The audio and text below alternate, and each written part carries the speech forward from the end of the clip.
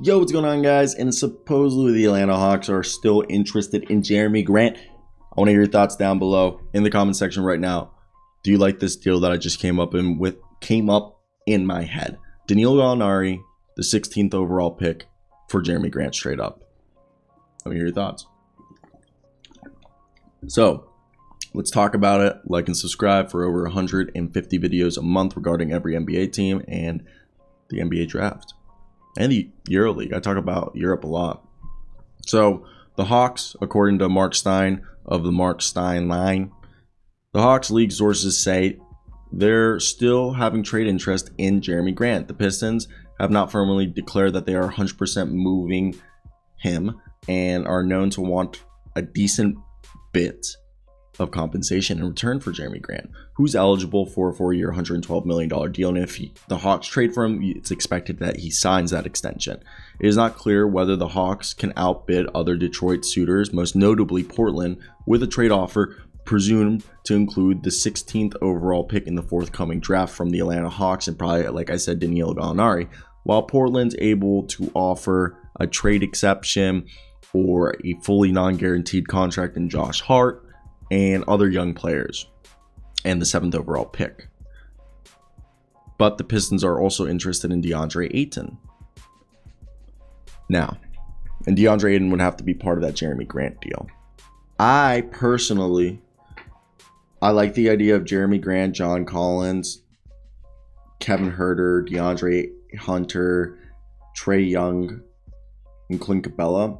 I think it's time. You know, I could see Bogdanovich being beneficial as a sixth man. I think they need to move Danilo Gallinari. I wouldn't mind them moving Clint Capella. John Collins. I think John Collins is more valuable than Clint Capella. Even though I love Clint Capella, Clint Capella just regressed last year compared to the year when they made the conference finals.